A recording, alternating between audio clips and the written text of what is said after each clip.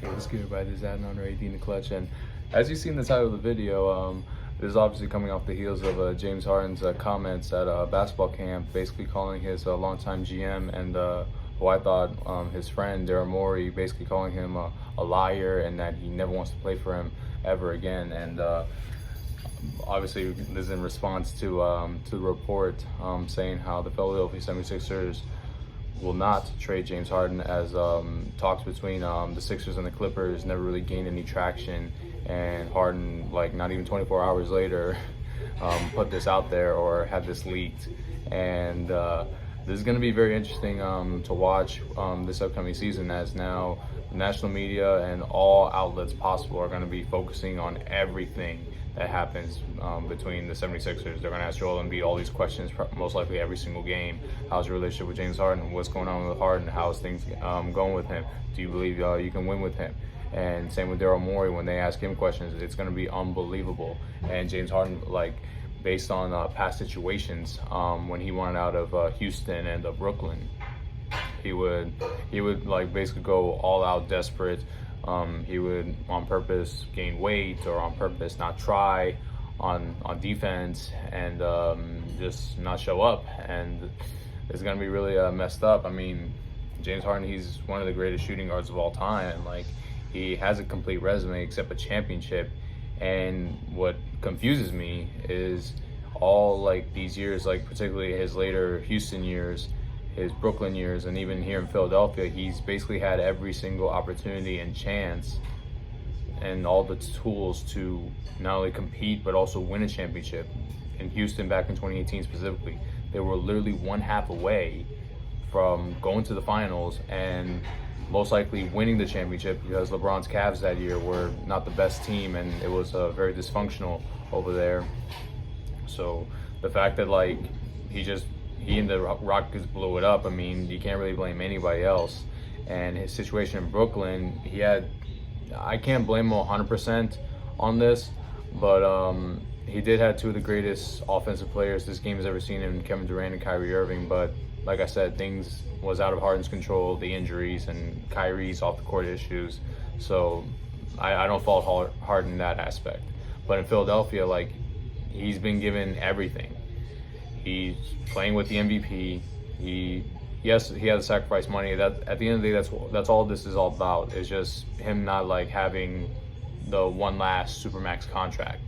But we have to remember, he did turn down several extensions to, or one, at least one particularly off top of my head. I remember it was a 2-year, if I remember correctly, $103 million contract extension to stay in Houston. But he wanted out of Houston so desperately to go to Brooklyn. And so he kind of lost out some money there, and understandably he took a pay cut for the team, which was we all know is an under the table agreement, saying that, okay, I'll sacrifice this money now so that we can compete for a championship, and in return I want my supermax contract. They agreed. Initially it was a handshake agreement, but then playoffs came around. Everybody fell apart, including Harden himself, and now they're backing out of that deal. And I understand it's cruel, but like at the end of the day, we all realize, and we all heard the saying, the NBA is a business. And as someone who studied business in college and also has some experience, like, you know, seeing firsthand in the business world, at the end of the day, like, the owners, CEOs, and management have to make the best decision possible for their organization. Sometimes it's not the best decision morally or ethically sometimes, but they have to do what's best, either to maximize profits or to cut on losses. And in this case, the 76ers, they're trying to get guys that are young, in their prime, and are going to deliver during the playoffs, so in crunch time when needed the most. And Harden doesn't fit those descriptions anymore. So that's why they're like saving up this money to go after guys that can win now and that are healthy and they can depend on them.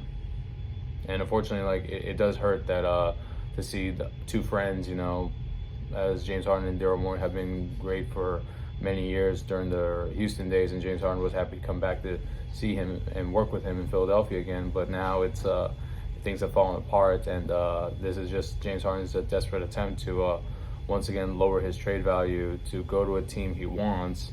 But I just don't understand, like, if he's been given everything. And I like James Harden as a player. I think he's an amazing talent, one of the greatest shooting guards ever. But like doing these things hurts his legacy, in my opinion, and like hurts his respect within the league. Not only like with fans, but also between executives and even players themselves, because it does get a little bit frustrating. And the fact that James Harden, like, it's not like he's been in a Damian Lillard situation where he's been stuck on a team for years and the X organization has given him the tools to truly compete. No, like James Harden, he actually been able to compete. He had the tools, the teammates, the money, everything around him, but he just unfortunately didn't deliver. And but for him to want to go to the Clippers, it doesn't make sense to me either. Like, I don't see